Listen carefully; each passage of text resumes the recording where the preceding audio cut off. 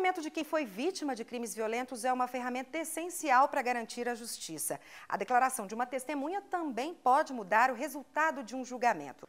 Por isso é tão importante a proteção a testemunhas e vítimas ameaçadas. Para garantir a eficácia do serviço, o MPF em Goiás promoveu uma audiência pública sobre o assunto.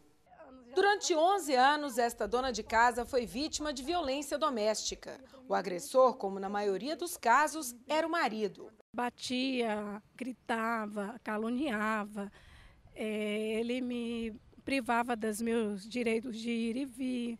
Ela conta que a filha pequena chegou a presenciar diversas cenas de agressão, mas explica que há menos de um mês decidiu enfrentar o medo e sair de casa. O apoio neste momento difícil veio de uma entidade especializada no trabalho de proteção a vítimas de violência.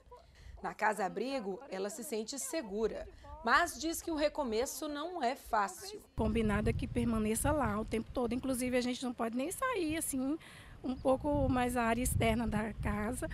E não, a gente não pode nada, tem regras, não pode ficar ligando, tem um dia só para ligar.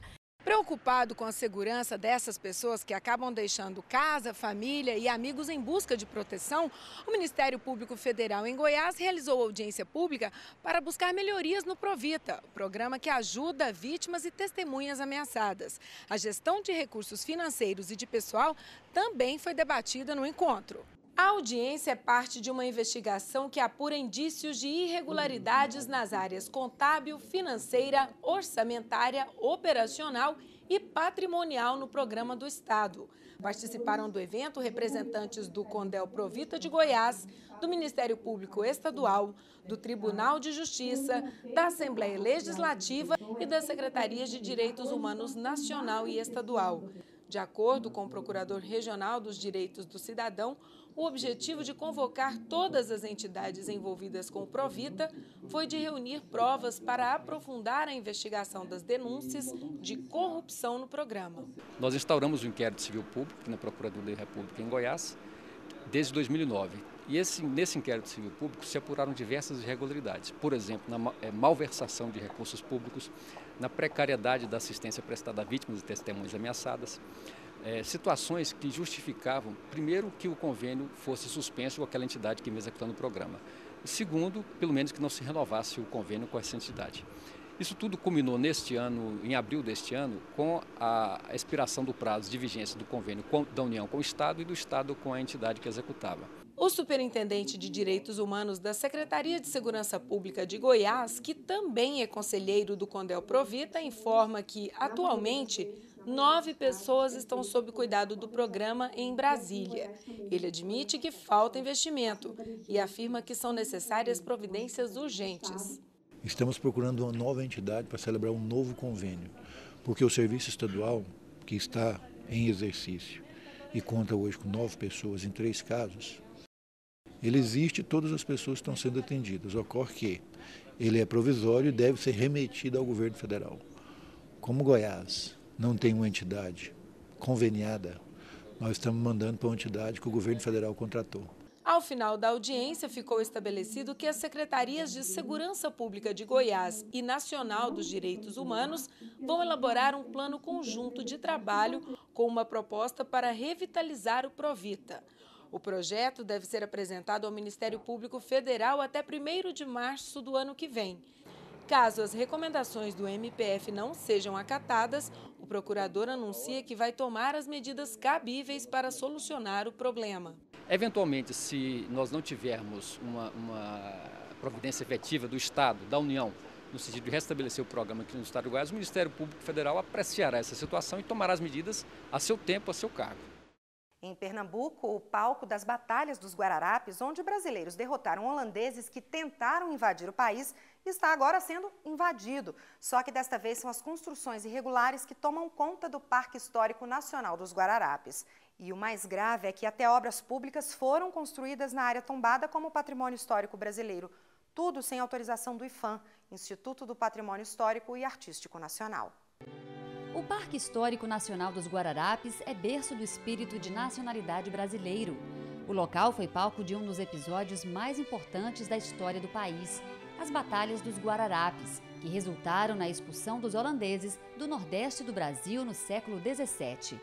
Para comemorar a vitória, o general do Exército na época, Francisco Barreto de Menezes, construiu a Capela de Nossa Senhora dos Prazeres, que em 2005 foi elevada à categoria de santuário. E a história popular conta que, sob a proteção de Nossa Senhora dos Prazeres, pedras foram transformadas em balas e, ao canto da Salve Rainha, os patriotas venceram os invasores. O valor histórico é imenso e, em 1961, a área foi tombada como Patrimônio Nacional pelo IPHAN, Instituto do Patrimônio Histórico e Artístico Nacional. Pinturas que representam, relatos que dizem e coisas que são ouvidas, promessas que foram atingidas, heróis que estão enterrados ali, para que tudo isso seja alvo, vamos dizer, da compreensão da grande comunidade brasileira, é preciso que se preserve o espaço. Nos últimos 30 anos, o local foi tomado por propriedades irregulares, construídas sem qualquer controle urbano. Calcula-se que cerca de 6.000 famílias tenham ido morar na região. Um risco que ameaça destruir um passado tão rico. Acho que deveriam dar mais moradias pessoal num lugar mais específico, não numa área dessa que é preservada, né, pelo patrimônio público nacional, né? As moradias clandestinas em áreas protegidas são um problema antigo que fere a legislação de 1937 em defesa do patrimônio nacional. Mas o que chamou a atenção do Ministério Público Federal recentemente é que, além das invasões, obras públicas foram executadas no local sem o consentimento do IPHAN. Toda e qualquer construção a ser realizada ali teria que ter a necessária aprovação do IPHAN. E o município tem recebido essas solicitações, processado no seu âmbito interno e autorizado as construções sem que o IPHAN sequer seja cientificado dessas construções. Este é um dos trechos em que a Prefeitura de Jaboatão dos Guararapes resolveu mexer sem autorização do IPHAN. De acordo com a Secretaria de Desenvolvimento da cidade, a pavimentação desta rua foi feita para melhorar o acesso de carros pequenos que trazem ao morro serviços essenciais. A recomendação do Ministério Público Federal é clara. Qualquer intervenção na área de preservação histórica precisa ser comunicada ao Instituto. A Prefeitura de Jaboatão dos Guararapes propõe uma ação em conjunto. Fazer o plano diretor do parque em parceria com o IPHAN. Os recursos que foram garantidos não são suficientes para a área toda. Estamos à disposição de trabalhar junto ao IPHAN, tão logo ele defina se seria possível, se será interessante fazer esse plano apenas na área da preservação rigorosa. Caso a determinação não seja cumprida, a Prefeitura e os executores vão sofrer punições. Apurar a responsabilidade do servidor que deu causa ao descumprimento, né? Ele poderá responder por ato de improbidade administrativa e até mesmo criminal. A própria Prefeitura fez uma portaria para que todo e qualquer projeto que tivesse nessa área e na área de entorno fosse encaminhado ao IPHAN antes das construções. E aí eu acho que isso sistematiza e ajuda a parte de fiscalização e de proteção do Parque Histórico.